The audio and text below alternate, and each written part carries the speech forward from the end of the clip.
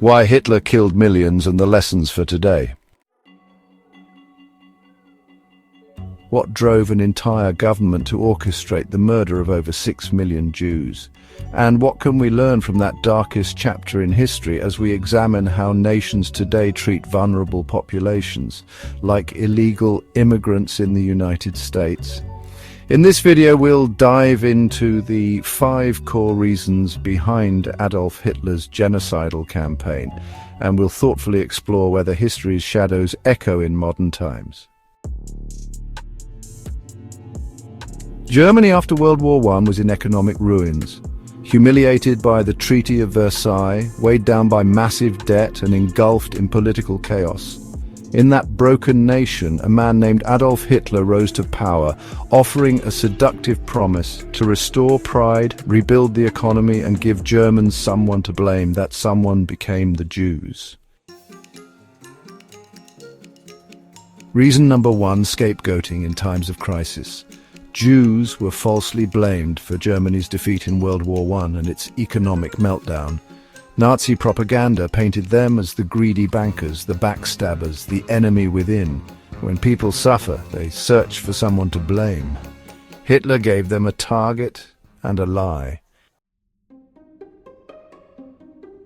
Reason number 2, the myth of racial superiority. The Nazis believed in a racial hierarchy, with Aryans at the top and Jews at the bottom. It wasn't just about hatred, it was about a belief that Jews were subhuman, biologically inferior. From this twisted ideology grew policies of exclusion, then persecution, then extermination. Reason number 3, using fear to maintain power. The Nazi regime thrived on fear. Jews were portrayed as an internal threat working to undermine Germany. This created a permanent enemy and allowed the Nazis to silence dissent, justify violence, and unify the nation under paranoia. Reason number 4, the banality of evil, systematic complicity. The Holocaust wasn't just carried out by soldiers, it involved clerks, train conductors, teachers, and police, normal people doing their jobs. It was a machinery of death, built on paperwork and quiet compliance.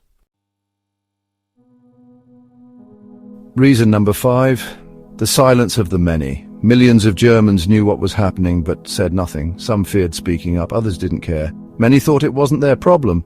That silence enabled genocide. Let's be clear, the United States is not Nazi Germany. There is no final solution, no gas chambers.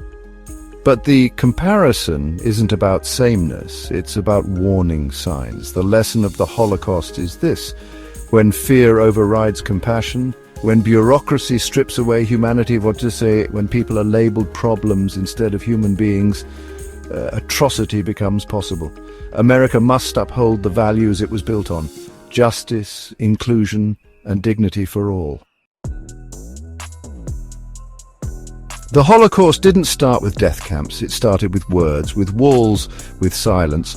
If we want to honor the victims of history, we must recognize the power of our present choices, and we must ask ourselves, are we building a future of inclusion or repeating the mistakes of the past? Never Again begins with you.